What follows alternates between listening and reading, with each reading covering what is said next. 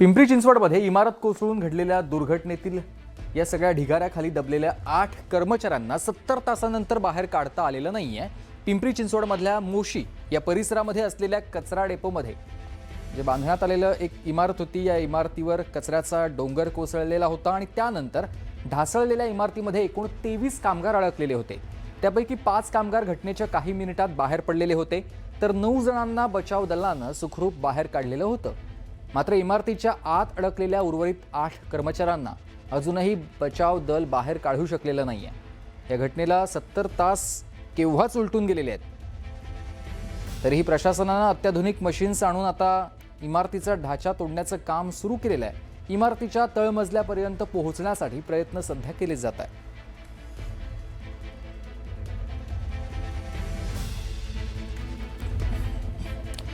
तर मोशीमध्ये सुरू असलेलं रेस्क्यू ऑपरेशन आज संपण्याची शक्यता आहे। पिंपरी चिंचवड महानगरपालिकेचे विशेष अधिकारी किरण गायकवाड यांनी ही आशा व्यक्त केलेली आहे। त्यांच्याशी अधिक संवाद साधलाय माझे सहकारी अभिजित पोतेनं। पाहूया।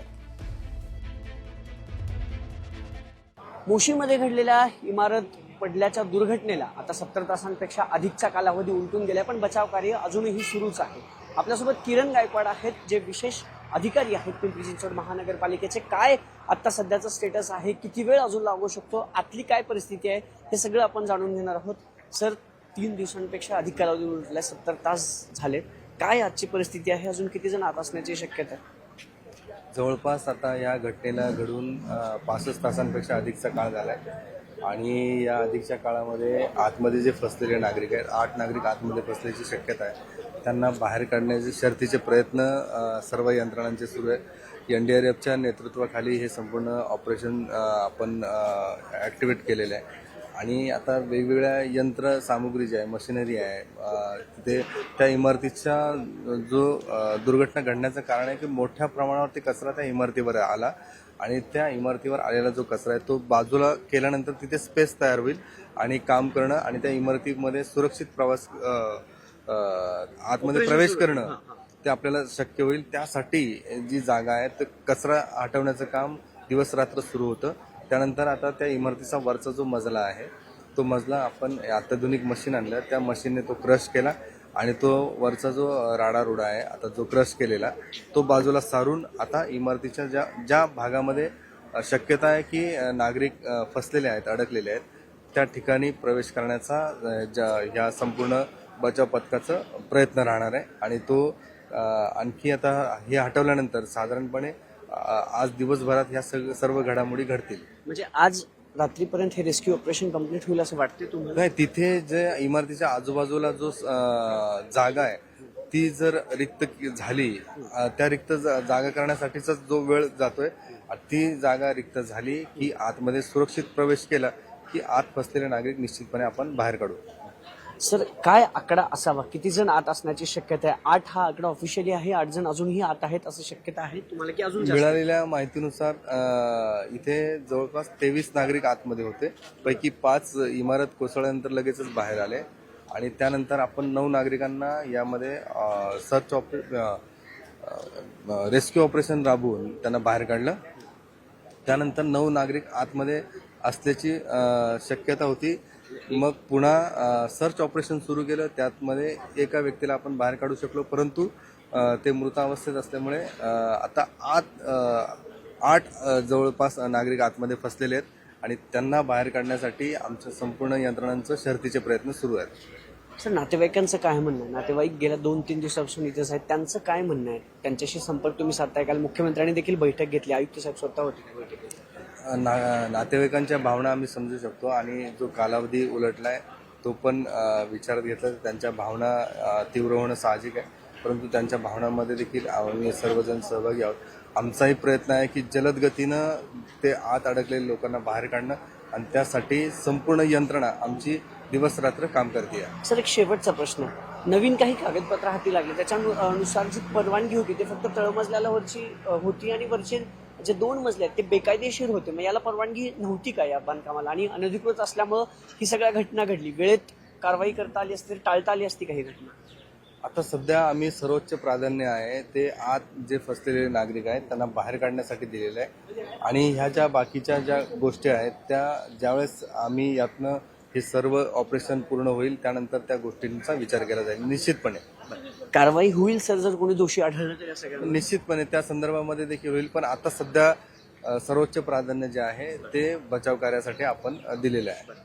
बचाव कार्य अजूनही सुरू आहे. आज हे बचाव कार्य संपेल. माझ्या मागे जर बघितलं ना तर जेसीबी दिसत आहेत, मशिनरी वेगवेगळ्या आणल्या जात आहेत, कचऱ्याचा ढीग बाहेर बाजूला काढण्यात आले. जो स्लॅब आहे त्या बिल्डिंगचा तो पाडला जाईल आणि त्यानंतर स्लॅब पाडल्यानंतर जे आतमध्ये सगळे लोक आहेत त्यांना काढणं सुखरूप होईल असं अधिकाऱ्यांकडून पिंपरी चिंचवड महापालिकेच्या अधिकाऱ्यांकडून सांगण्यात येते. पण 8 जण अजूनही आत असल्याची शक्यता आहे.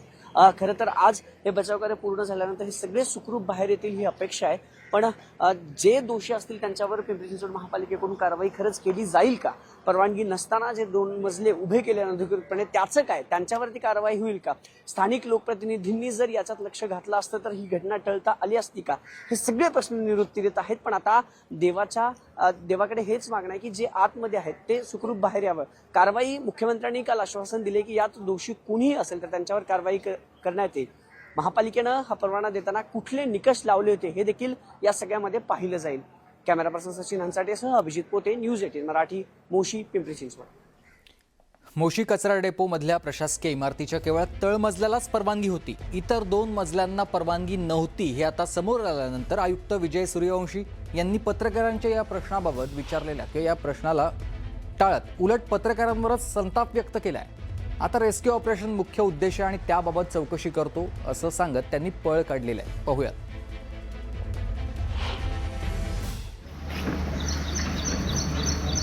आता ही सगळं चौकशी मी सांगितलं ना, मी चौकशी करणार त्याच्यामध्ये येईल. आता त्याच्या संदर्भात काय पाहिजे आता फक्त रेस्क्यू ऑपरेशनबद्दल काय असेल सर हे गंभीर आहे ना सर. पहिला आणि दुसरा मजला चौकशी करणार मी सांगितलं ना, चौकशी करणार मी म्हटलंय ना मी. मुख्यमंत्री देवेंद्र फडणवीसांनी पुणे इथं मोशी इथल्या दुर्घटनेबाबतचा संपूर्ण घटनाक्रम समजून घेत सविस्तर आढावा घेतलाय आणि यावेळी त्यांनी दुर्घटनेतल्या मृतांच्या कुटुंबियांना प्रशासनाकडून आवश्यक ती सर्व मदत करण्याचे निर्देश दिलेले आहेत. यावेळी प्रशासन बचावाचं काम रात्री पूर्ण करेल अशी माहिती काल खरं तर आयुक्तांकडून मुख्यमंत्री देवेंद्र फडणवीस यांना देण्यात आलेली होती. मोशीतील लेगसी वेस्टच्या बायोमायनिंग प्रक्रियेला तातडीनं गती देण्याचे निर्देश मुख्यमंत्री फडणवीसांनी कालच दिलेले आहेत.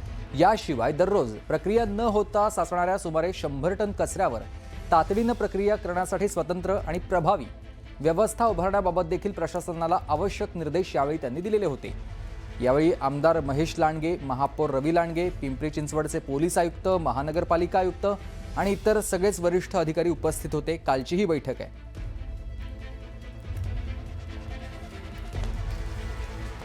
तर अयोध्येतल्या राम मंदिरातील कथित देणगी आणि दान चोरी प्रकरणी ठाकरेंच्या सेनेनं रामरक्षा आंदोलन केलं आणि यावरून उपमुख्यमंत्री एकनाथ शिंदेंनी उद्धव ठाकरेंवर घणाघाती टीका केली आहे. सत्ता असताना दाम आणि सत्ता गेली की राम असं म्हणत त्यांनी ठाकरेंवर निशाणा साधलाय. पाहूयात. असं हा प्रकार आहे आणि म्हणून कर्माची मिळाली शिक्षा म्हणून आठवली रामरक्षा आणि म्हणून कर्माची मिळाली शिक्षा म्हणून आठवली रामरक्षा. प्रभू श्रीरामाबरोबर जी वानर सेना होती त्या वानर सेनेने रावणाची सोन्याची लंका जाळून खाक केली होती. अरे तुम्ही आज आमचा पक्ष चोरला असेल, आमच्याकडचा प्रभू रामचंद्राचा धनुष्यबाण चोरला असेल, पण आज आमच्या हातामध्ये हनुमानाने ज्या मशालीने लंका जाळली होती ती मशाल आज आमच्या हातात आहे. तुमच्या अन्यायाची लंका आम्ही जाळून खाक केल्याशिवाय राहणार नाही. काहींनी नवा शोध लावलाय की हनुमानाने मशालीने लंका जाळली. हनुमानाने भाई मशालीने लंका जाळली. त्यांच्या पक्षाची निशाणी जर लायटर असती म्हणाले असतील लायटरने लंका जाळली. हिंगोली जिल्ह्यात पुन्हा एकदा भूकंपाचा धक्का जाणवलाय. भूकंप मापक केंद्रावर या धक्क्याची 3.5 रिश्टर स्केल इतकी तीव्रता नोंदवण्यात आलेली आहे. भूकंपाचा केंद्रबिंदू वसमत या तालुक्यातल्या शिरळीपांगरा शिंदे या परिसरामध्ये असल्याची माहिती मिळाली आहे आणि या धक्क्याची तीव्रता हिंगोली शहरातही जाणवली आहे.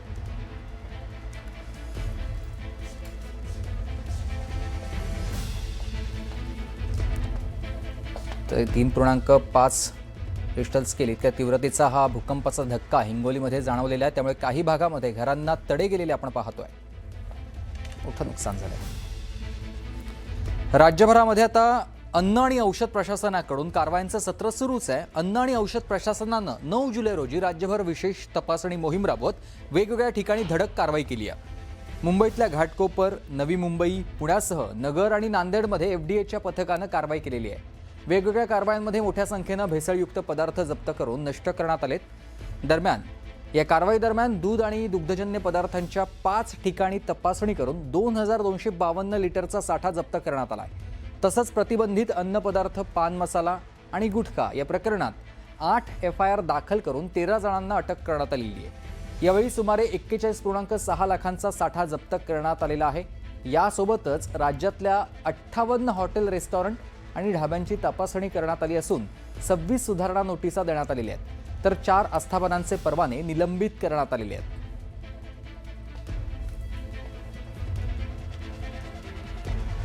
तुळजाभवानीचं मंदिर कोट्यवधी भाविकांच्या श्रद्धेचं केंद्रस्थान आहे. तुळजापूरची सुरक्षा हा केवळ स्थानिक प्रशासनाचा विषय नसून थेट राष्ट्रीय सुरक्षेचा मुद्दा आहे. मात्र आता याच सुरक्षेबाबत गंभीर प्रश्न उपस्थित झालेला आहे. भाविकांच्या सुरक्षेच्या नावाखाली तुळजापूर शहरात तब्बल 9,99,50,000 रुपये खर्चून CCTV यंत्रणा उभारण्यात आली आहे. मात्र सुरक्षेच्या नावाखाली शहरात बसवण्यात येणारे CCTV कॅमेरे चक्क चीनी कंपनीचे बसवण्यात आलेले आहेत, अशी बातमी न्यूज 18 मराठीनं दाखवलेली होती. आणि त्यानंतर धाराशिव कळंब ठाकरे गटाचे आमदार कैलास पाटील यांनी विधानसभेत हा प्रश्न उपस्थित केला आहे. पाहूया. भ्रष्टाचार तुम्ही रस्त्यात करता, पुलात करता, कशातही करता, पण देवाला तरी सोडा. देवाला तरी सोडलं पाहिजे ना. आपल्या महाराष्ट्राची कुलस्वामिनी आहे, त्या ठिकाणी सुद्धा तुम्हाला भ्रष्टाचार करावा वाटतो, त्या ठिकाणी सुद्धा पैसे खावं वाटतात. ह्यापेक्षा महाराष्ट्र दुर्दैव कुठलं जाऊ शकत नाही. त्यामुळे अध्यक्ष महोदय, माझी विनंती आहे की याची SIT चौकशी झाली पाहिजे.